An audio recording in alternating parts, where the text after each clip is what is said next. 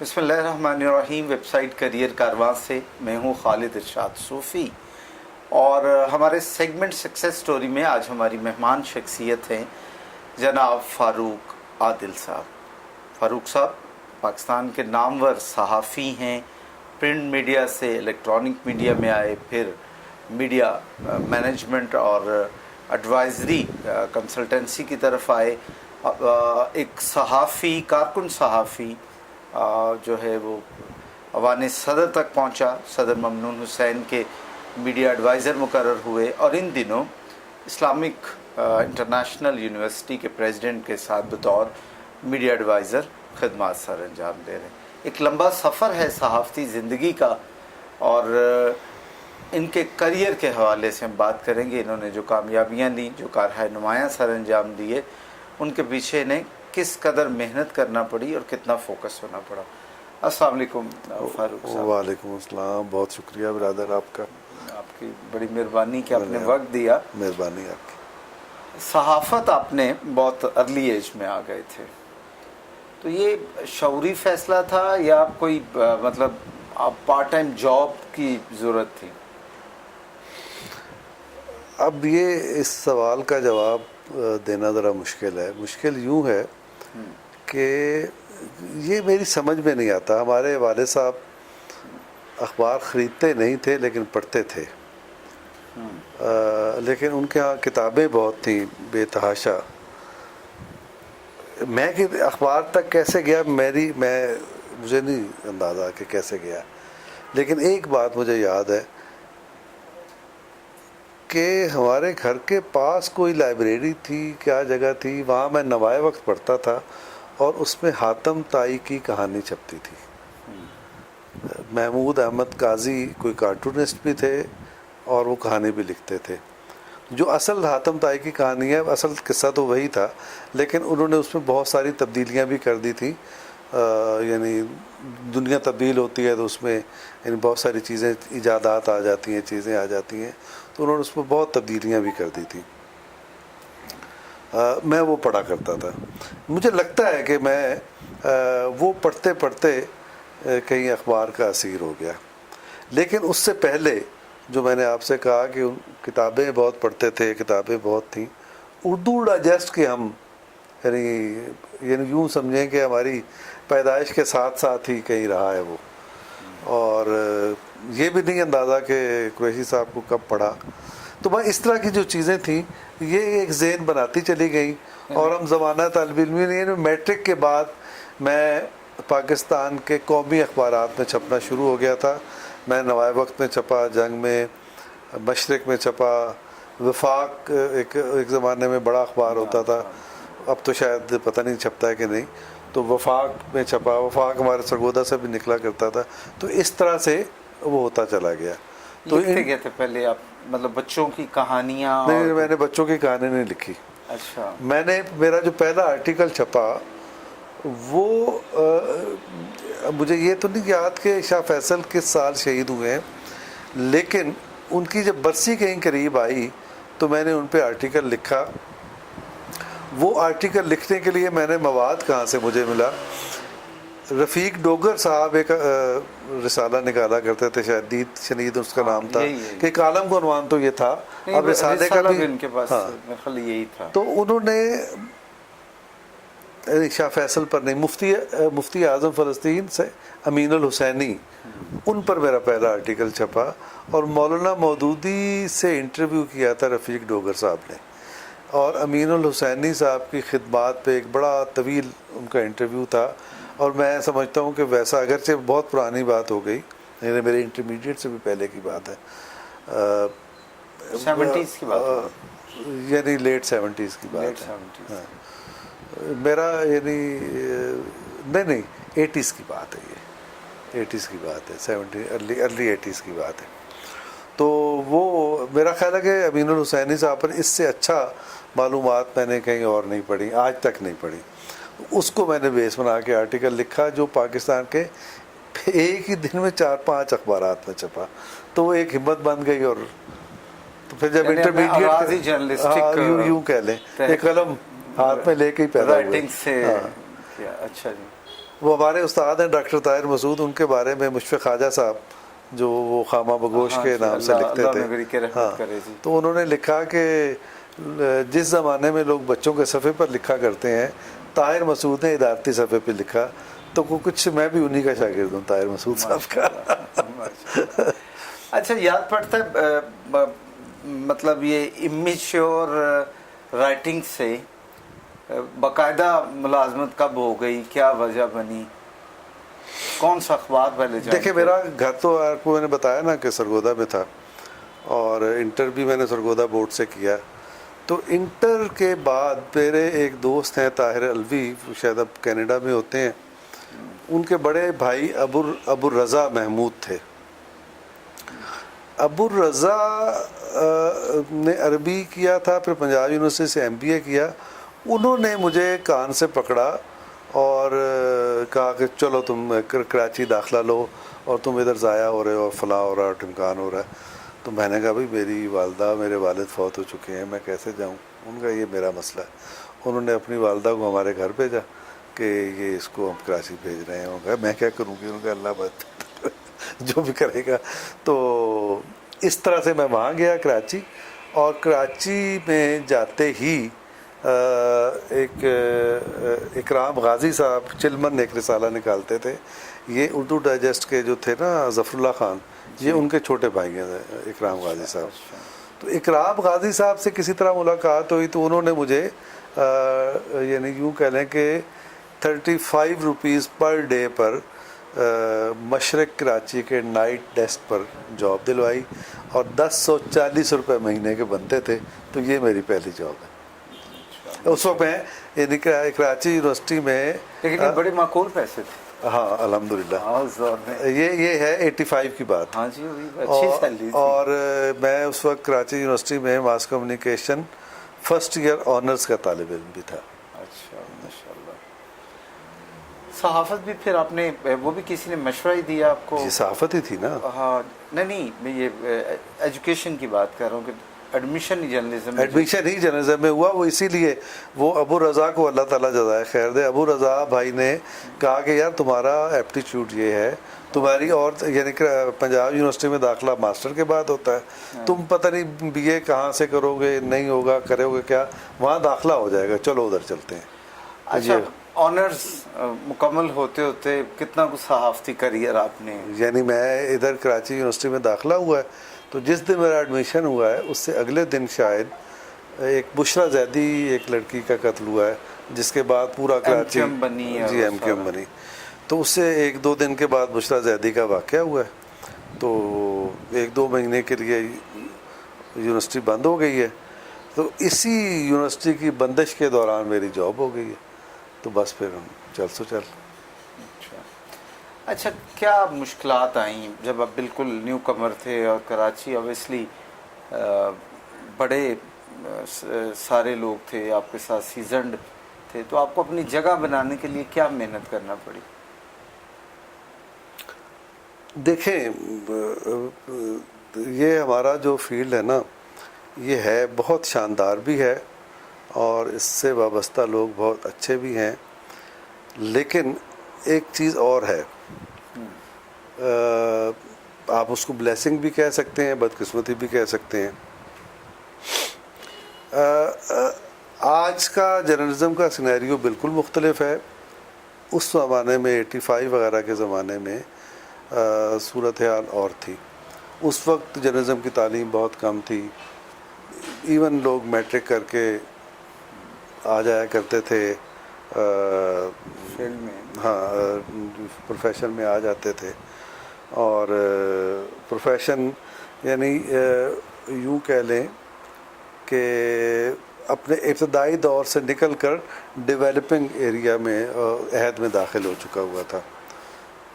تو جو ابتدائی دور تھا وہ کیا تھا، ضیاء الاسلام انصاری صاحب نے ایک واقعہ لکھا ہے، یہ زندگی میں چھپتا رہا قسطوں میں، ضیاء الاسلام انصاری کی آبیتی کی شکل میں، کاش کے کوئی مرتب کر کے اس کو چھاپ دیتا، یہ بھی، اور زیڈ سلیری صاحب کی یادداشتیں چھپی تھیں مد و جزر کے عنوان سے، وہ بھی شامی صاحب کہتے ہیں کہ وہ پڑھی ہوئی ہیں، محفوظ پڑھی ہوئی ہیں، تو وہ یہ پاکستان کی تاریخ ہے، اس کو کہیں چھپنا چاہیے۔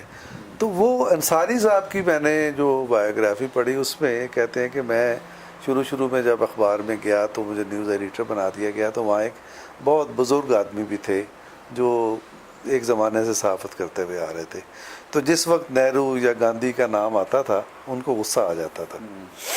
تو کسی وقت نہرو کا سٹیٹمنٹ آیا جس میں اس نے کہا کہ کشمیر ہمارا اٹوٹ انگ ہے، تو انہوں نے اسی طرح سے ٹرانسلیشن کی اس خبر کی، اور آگے بریکٹ میں لکھا حرام زادہ جھوٹ بولتا ہے، تو وہ اس کا ڈیولپنگ ایریا تھا۔ تو ہمارے دور میں اب تھوڑی ڈیولپ ہو چکی تھی، لیکن یہ وہ لوگ تھے جو ان لوگوں سے، ان بزرگوں سے سیکھ کے آئے ہوئے تھے، ان لوگوں کی جھڑکیاں کھائی تھیں، ماریں کھائی تھیں، ان لوگوں سے ذلیل ہوئے تھے۔ تو وہ جو نئے آنے والے لوگ تھے ان کے ساتھ بھی کوئی رویہ ان کا اچھا نہیں ہوتا تھا، بہت یعنی گریل کیا جاتا تھا لوگوں کو، ہاں، اور یعنی بعض لوگ تنگ آگے بھاگ جاتے تھے، جو ضدی ہوتے تھے رہ جاتے تھے، یا جو میری طرح کے مجبور تھے کہ جی میں نے یونیورسٹی کی فیس بھی دینی ہے اور خرچہ بھی چلانا ہے اور ماں کو بھی کچھ پیسے بھی دے، تو وہ برداشت کر لیتے تھے، تو اس طرح سے ہم آگے ہوئے ہیں۔ ڈٹے رہے آپ۔ اچھا، نیوز سے پھر آپ لکھنے کی طرف اور میگزین جرنلزم میں کیسے آئے؟ یہ جو ہے نا،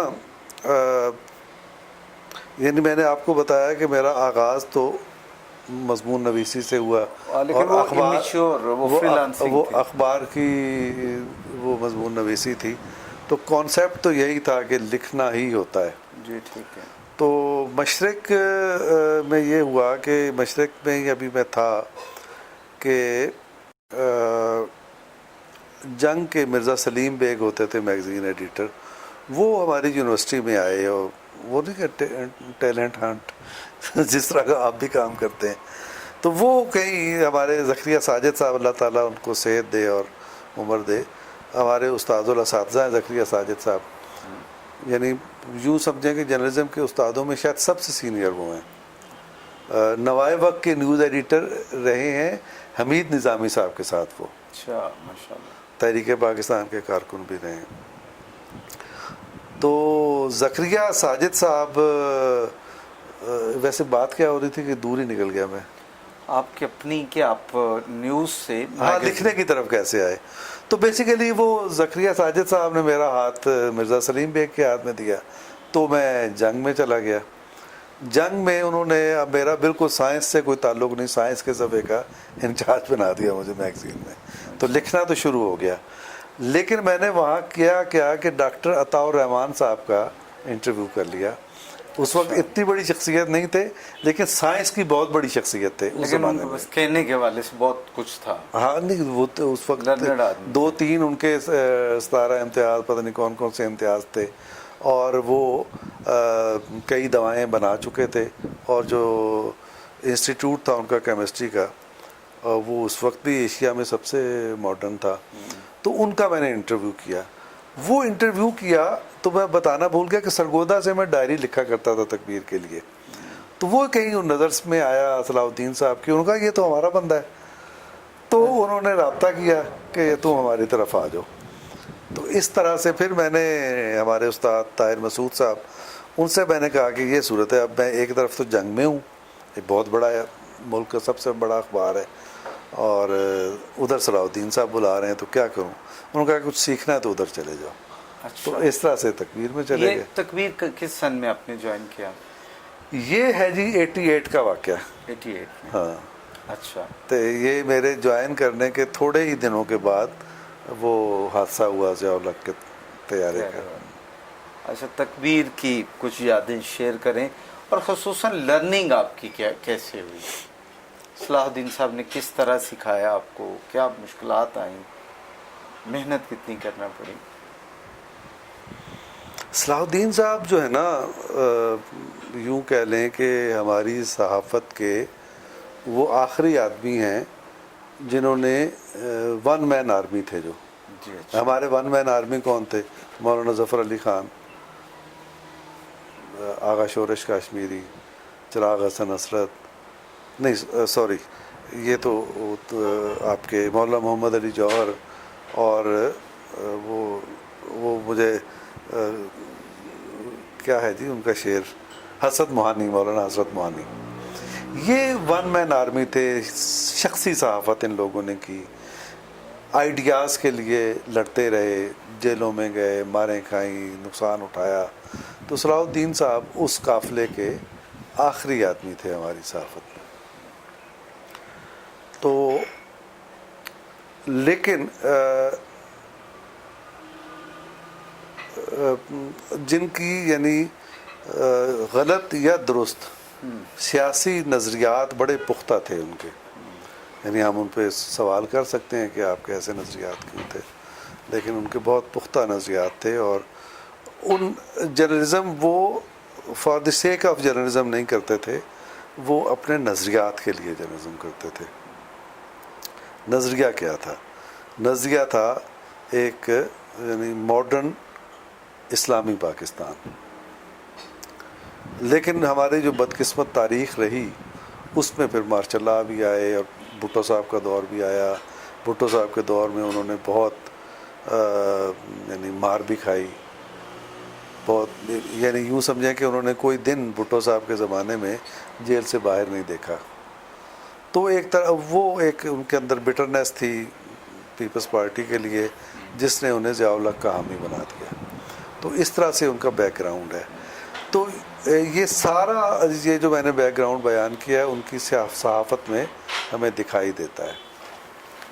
تو ان کی صحافت، ان کے ساتھ کام کرنے کا ایک فائدہ ہے اور ایک نقصان. فائدہ تو یہ ہوا کہ اتنا بڑا ویژنری آدمی، اتنا اچھا لکھنے والا، یعنی ادب کا مطالعہ، بہادری کے ساتھ جرنلزم، قربانی کا جذبہ، دین کا مطالعہ، اور ایک بڑی یعنی وزادار شخصیت، فادر فگر.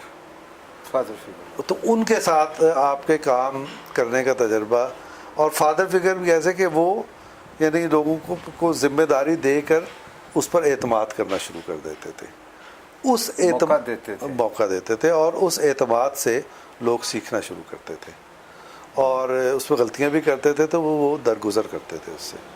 یعنی میں آپ کو یعنی بتاؤں بات،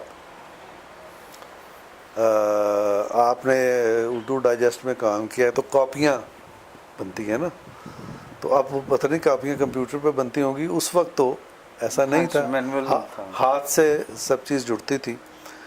تو یہ جو زمانہ ہے نا بے نظیر بھٹو کا، جب زمانہ آ گیا اور بڑی تلخ پالیٹکس، یعنی ایک طرف نواز شریف لڑ رہے ہیں، ادھر بے نظیر لڑ رہی ہیں، اور ایک پورے ملک میں ایک ہجانی کیفیت ہے، اور ایک دوسرے کے خلاف پراپوگنڈا اور یہ اور وہ.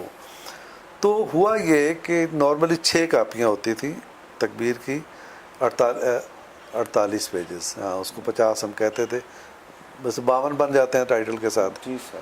تو وہ ہوتی تھی، تو وہ اس دفعہ 8 کاپیاں، 64 صفحے کا پرچہ تھا، اور وہ کام لٹکتے لٹکتے رات دیر ہو گئی.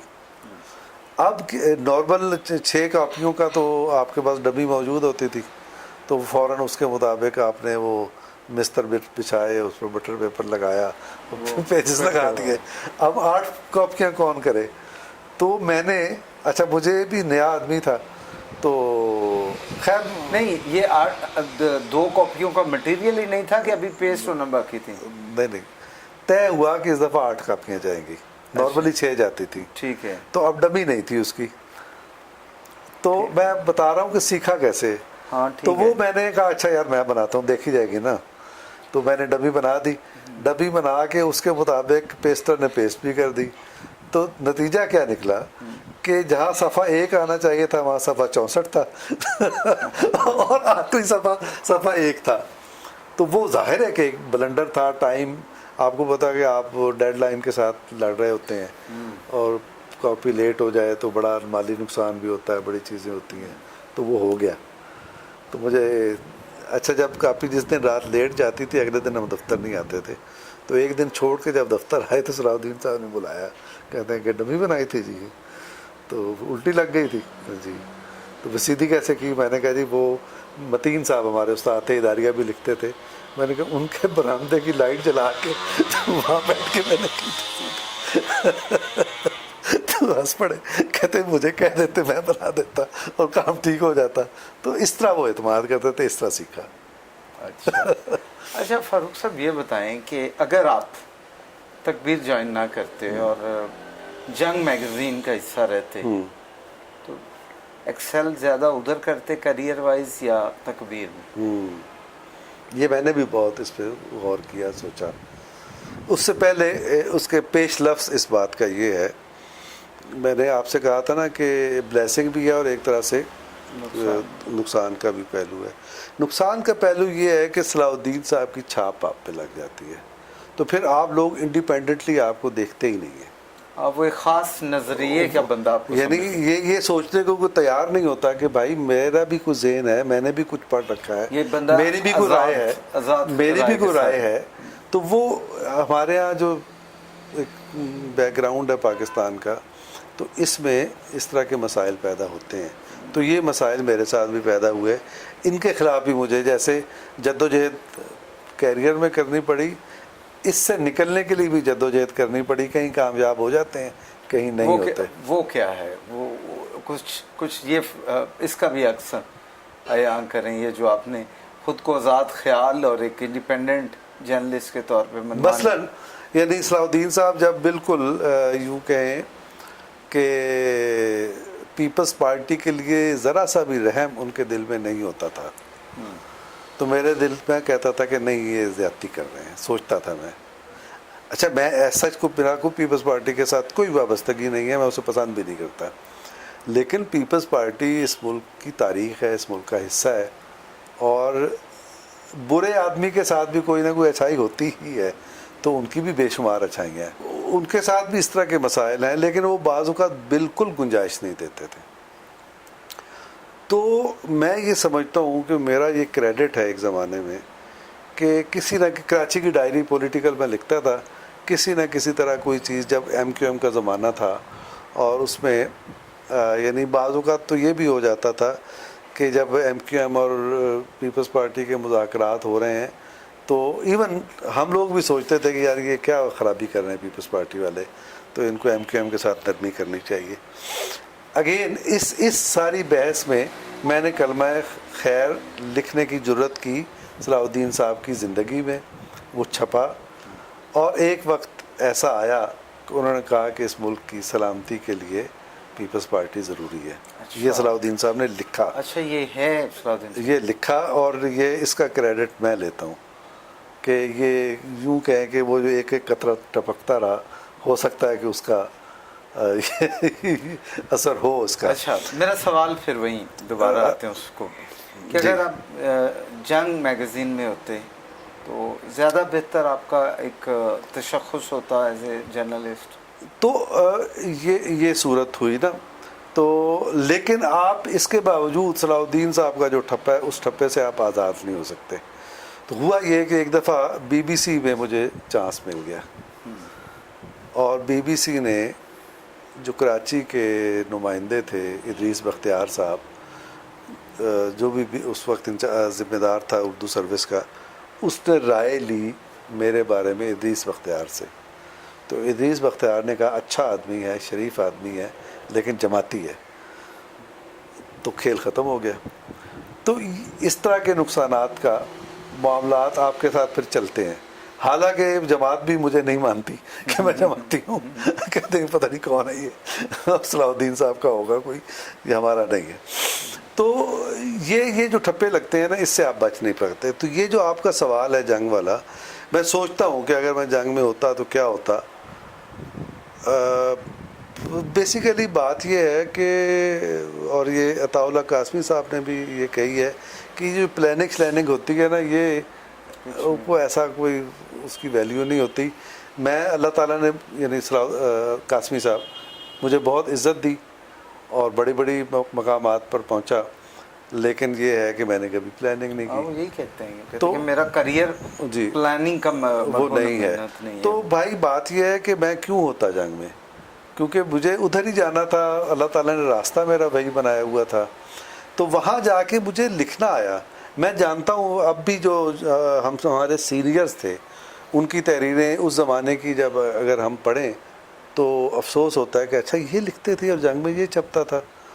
تو یہ چیز یوں سمجھیں کہ لکھنے کا جو سلیقہ ہے وہ ہمیں صلاح الدین صاحب سے ملا. اچھا، کبھی خیال آیا کہ میں ایک کارکن صحافی سے مالک بنوں، پبلشر بنوں؟ ایک دفعہ آیا تھا. پھر میں یہ سوچا تھا کہ ریڈرز ڈائجسٹ جو ہے نا یہ ایک بڑی کمال کی چیز ہے، اور ہمیں اس طرح کا کوئی پاکستان میں کام کرنا چاہیے ایک بڑے وسیع پبلشنگ ہاؤس کی صورت میں. اگرچہ یہ بھی مجھے پتا تھا کہ جو اردو ڈائجسٹ نکلا وہ بھی ریڈرز ڈائجسٹ وہی تھا، اردو ورژن دینے کی ہاں اس کی کوشش تھی، اور وہ بہرحال وہ ایک خاص طرف چلا گیا وہ. لیکن پھر وہ رفتہ رفتہ رفتہ رفتہ جب عمر آگے بڑھتی چلی گئی تو یہ خیال ایسے ہی ایک بچپنے کی طرح ایک ہوا کے ایک جھونکے کی طرح خیال آیا اور نکل گیا. ایسا نہیں کوئی بہت سنجیدگی سے نہیں کبھی. اچھا، شاید اس کی وجہ یہ بھی ہے کہ اس کے پیچھے دو تین چیزیں، پیسہ، اس کے پیچھے جو پولیٹیکل معاملات ہوتے ہیں اور بہت سارے گندے معاملات ہوتے ہیں، وہ جب ہمیں پتہ چل گئیں تو پھر کبھی افسوس ہوا کہ صحافت نہ کرتا تو فلاں کریئر اڈاپٹ کر لیتا؟ اس طرح سے تو نہیں ہوا. جب یہ کارگل کا ہوا نا واقعہ تو ہم لوگ کارگل کے محاذ پر گئے. میں تھا، آصف فاروقی تھے بی بی سی کے جو اس وقت پاکستان کے ایڈیٹر ہیں، یہ تھا یہ جو ہے نا کیا نام، وجاہت حسین نہیں، یہ طلعت حسین کی طرح کا نام ہے نا، فہد حسین فہد تھا، اور نوائب وقت کے ایک سہیل عبد الناصر صاحب ہمارے دوست ہیں، وہ تھے. ہم 3-4 لوگ تھے جو وہاں گئے. تو راستے میں جب ہم جا رہے تھے تو ایک ینگ لڑکے تھے اور ان پہ میجر کے بیج لگے ہوئے تھے، ان کے اسٹار نہیں ہوتا وہ جو کیا کراؤن سا ہوتا ہے نا بنا ہوا، تو وہ لگے ہوئے تھے اس کے. تو آصف نے مجھے کہا کہ یار فاروق صاحب اگر آپ اس دن نہ بھاگ جاتے تو آپ بھی شاید آج میجر ہی ہوتے. تو وہ بھاگنے کا تو معاملہ یہ ہے کہ انٹر کے بعد انٹر کے بعد میں نے اپلائی کیا ایس ایس پی کے لیے، کال بھی آ گئی. میں وہاں گیا جہاں ٹیسٹ ہو رہا تھا. وہاں ان لڑکوں کو کوئی گھر تھا، پتہ نہیں گلبرگ میں تھا، لاہور میں، جگہ نہیں مجھے یاد. تو وہ انہوں نے کمروں میں زمین پہ بٹھایا ہوا تھا لڑکوں کو، اور وہ حوالدار ٹائپ لوگ نا ان کو ڈانٹ ڈپٹ رہے تھے، ذلیل کر رہے تھے. تو میں باہر نکل آیا، بیٹھا نہیں ٹیسٹ میں، مجھے اچھا نہیں لگا وہ. تو بس وہ کارگل کے سفر میں ایک دفعہ وہ بات یاد آئی، اس کے بعد پھر کبھی یاد نہیں آئی. اچھا، پریزیڈنٹ ہاؤس میں آنے کا تجربہ کیسا رہا؟ تو پہلے تو یہ پوچھیں کہ آئے کیسے. چلیں تو وہ تو آپ جانتے ہیں کہ ممنون صاحب سے ایک بڑا پرانا، ممنون صاحب بڑے وفادار اور بڑے رکھ رکھاؤ والے آدمی ہیں، جس سے تعلق ایک دفعہ بن جائے. ابھی پرسوں فون آیا ان کا، بھائی خیر خیریت ہے، بچے گھر سے باہر تو نہیں جاتے وغیرہ وغیرہ. وہ جیسے ایک بزرگوں کا کانسیپٹ ہے نا، تو ویسے ایک بڑے پیارے بزرگ ہیں، تو ویسا ان سے تعلق تھا.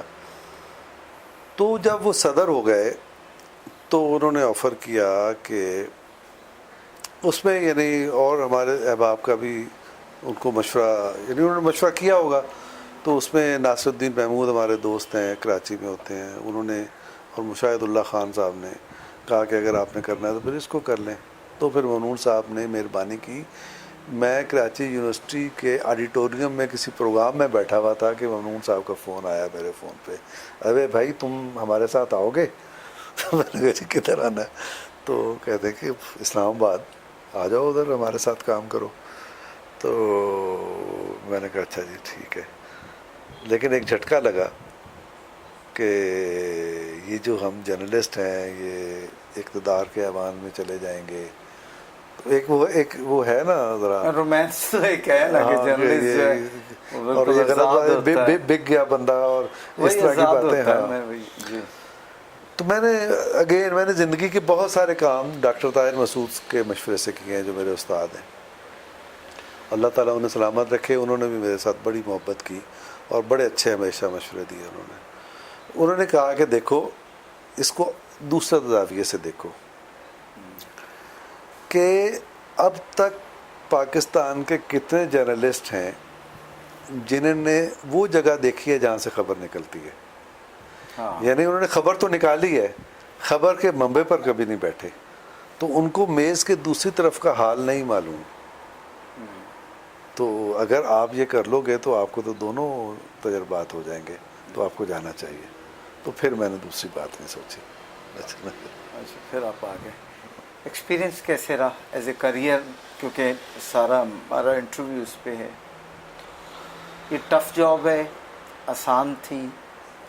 آپ اس کو آسانی سے لیں تو وہ آسان ہے, آپ کام کریں تو پھر بہت کام ہے. اور اب آپ یہ دیکھیں نا کہ میں کیریئر جرنلسٹ ہوں نا, میں تو نہ بیوروکریٹ تھا نہ میں پولیٹیشین ہوں نہ آج ہوں. تو یا میں وہاں سیاسی کیپیسٹی میں جا سکتا ہوں یا بیوروکریٹک پوائنٹ آف ویو سے جا سکتا ہوں. تو میری پوزیشن وہاں, یعنی میں یہ بھی احسان ہے مجھ پر ممنون صاحب کا کہ انہوں نے مجھے کبھی نہیں کہا کہ آپ پارٹی کے ترجمان بنیں اور آپ یہ کریں آپ وہ کریں. پیورلی آپ آفیشیل ہاں پریزیڈنٹ آف پاکستان ہی کی کوریج کے لیے, ان کے لیے میں نے پاکستان کے پریزیڈنٹ کے لیے, مسلم لیگ کے لیڈر کے لیے نہیں, پریزیڈنٹ آف پاکستان ہی کہا. اور دوسرا یہ کہ وہاں یعنی بیوروکریٹس کے اندر جگہ بنانا, تو یہ ایک بڑا مشکل ٹاسک ہے بیوروکریٹس کے, کیونکہ وہ یعنی آپ کے پاس آپ کو ایلین سمجھتے ہیں. بالکل سمجھتے ہیں. اور دیکھیں نا آپ کی انفارمیشن پوری منسٹری بیٹھی ہوئی ہے, آپ نے ان کو چیلنج کر دیا جا کے. تو بہرحال وہ پھر اللہ تعالیٰ یعنی طبیعتیں مل بھی جاتی ہیں, لڑائیاں بھی ہو جاتی ہیں, لیکن سچی بات یہ ہے کہ آپ اگر کام کرتے رہیں تو آپ کی جگہ بن جاتی ہے. تو اس میں کوئی ایکسپیرینس اچھا رہا ہے آپ کا؟ میرا اچھا رہا ہے, کیوں مجھے یہاں بیٹھ کے ہم جن بڑے بڑے ناموں کو سوچتے ہیں کہ فلانا اتنا بڑا جرنلسٹ ہے, فلانا اتنا بڑا جرنلسٹ ہے, اور جی اس کے پاس بڑی خبریں ہوتی ہیں, فلانا فلاں ہے جی وہ کرپشن کی جناب وہ پتہ نہیں کیا کر لیتا ہے, وہ رپورٹ نکال رہا. بھائی جان ان کو دیکھ کے, ان کی معلومات کو دیکھ کے, ان کے کام کرنے کے انداز کو دیکھ کے اندازہ ہوا کہ ہمارے جرنلسٹوں کو کچھ پتہ نہیں ہوتا کہ کیا ہو رہا ہے اسٹیٹ کے اندر. آج ہو سکتا ہے مجھے بھی نہ پتا ہو, اس لیے کہ اتنے طے در طے معاملات ہوتے ہیں, اتنی پیچیدہ معاملات ہوتے ہیں کہ اس طرح سے چیز نہیں ہوتی. اچھا یہ آپ نے جرنلسٹوں کا ریفرنس دیا معلومات کا, اب بھی جرنلزم کا فیوچر کیا دیکھ رہے ہیں, ایز اے پروفیشن آپ کیا دیکھ رہے ہیں؟ یعنی اس وقت جو ہم سچویشن کو دیکھیں تو لگتا ہے کہ یہ پروفیشن تو ختم ہو گیا ہے نا, اور ہمارے ساتھی بھوکوں مر رہے ہیں. یعنی آپ جانتے ہوں گے کہ کئی ایسے جرنلسٹ ہیں جن کے بچے اس وجہ سے اسکول نہیں جا پا رہے کہ وہ فیس نہیں دے پا رہے. راشن کا مسئلہ نیوز بزنس ہے, پھر آپ کو لگتا ہے ختم ہو جائے گا آنے والے دنوں میں؟ یہ جو سوشل میڈیا, وہی ہم بات کر رہے ہیں نا. تو یہ تو یعنی بظاہر تو لگ گیا کہ یہ کھیل ختم ہو گیا, لیکن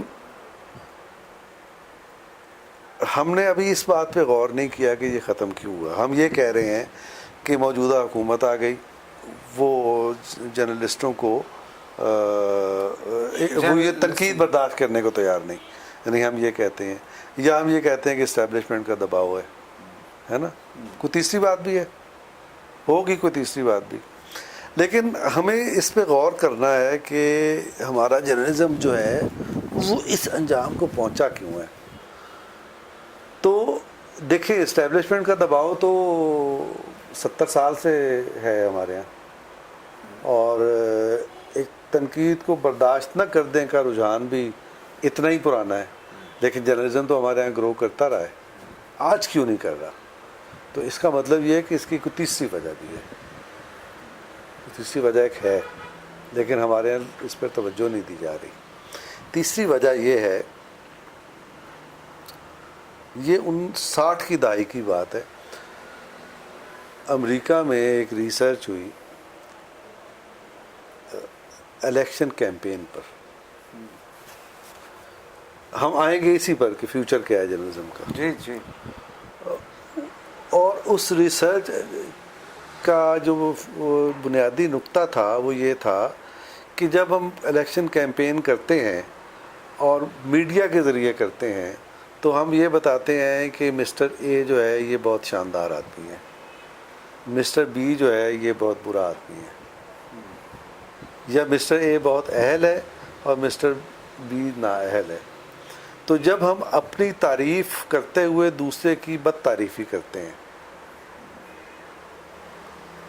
اور جب ہم تعریف کے ساتھ بد تعریفی شروع کرتے ہیں تو یہ اتنا نہیں رہتا کہ آپ نے اپنی تعریف کے ساتھ بد تعریفی کر دی، وہ انڈے بچے اس کے نکلتے چلے جاتے ہیں اور گند سوسائٹی میں پھیلنا شروع ہو جاتا ہے۔ اور ہم اپنی سوسائٹی میں بہت اچھی طرح جانتے ہیں کہ پولیٹیکل گند پھیلتا کیسے ہے ایک دوسرے کی مخالفت میں، ہم سے زیادہ کون جانتا ہے پاکستانیوں سے۔ جی۔ تو جب میڈیا کے ذریعے جب یہ گند پھیلتا ہے تو اس کے بہت سارے اثرات ہوتے ہیں۔ ایک اثر تو یہ ہوا کہ آپ نے اپنا چہرہ متعارف کرا لیا، جی ٹھیک ہے، ٹھیک ہے نا، آپ نے ووٹ مانگ لیا، ٹھیک ہے۔ لیکن دوسرا اس کا امپیکٹ یہ ہوتا ہے کہ پولیٹیکل سسٹم پر لوگوں کا اعتماد کمزور ہوتا ہے۔ جی۔ اور تیسرا ایفیکٹ جو سب سے ہولناک ہے، جس کا تعلق ہمارے روزگار سے ہے، جو ذرائع ابلاغ اس کھیل میں مصروف ہوتے ہیں ان پر اعتماد ختم ہو جاتا ہے پبلک کا، پڑھنے والوں کا، دیکھنے والوں کا۔ تو جو وہ اعتماد ختم ہوتا ہے اس کی سرکولیشن بھی ڈاؤن ہوتی ہے، اس کا بزنس بھی ڈاؤن ہوتا ہے اور اس کا عزت بھی ڈاؤن ہو جاتی ہے۔ پاکستان میں انڈسٹری بہت سارے مسائل اور ہوں گے، اس مسئلے کا بھی شکار ہے جس پر ہماری توجہ نہیں ہے۔ تو ہم اگر اس چیز پہ توجہ دے لیں گے تو کوئی سوسائٹی جرنلزم کے بغیر زندہ نہیں رہ سکتی۔ ہماری سوسائٹی میں بھی جرنلزم نے ہونا ہے، کرنا ہے ہمیں، لیکن ہمیں اس کے راستے درست کرنے ہیں۔ بہت شکریہ فاروق صاحب، آپ سے گفتگو ہوئی، آپ آپ کے کا بھی کریئر کے بہت حوالے شکریہ سے۔ جی، مہربانی۔ میچ فاروق عادل صاحب سے ہم نے ان کے کریئر کے حوالے سے کچھ گفتگو کی، اور امید ہے کہ وہ نوجوان جو ابھی میس کام کے اسٹوڈنٹ ہیں یا ارلی کریئر میں ہیں، انہیں فاروق صاحب کے انٹرویو سے بہت ساری رہنمائی ملی ہوگی۔ مجھے دیجیے اجازت، اللہ حافظ۔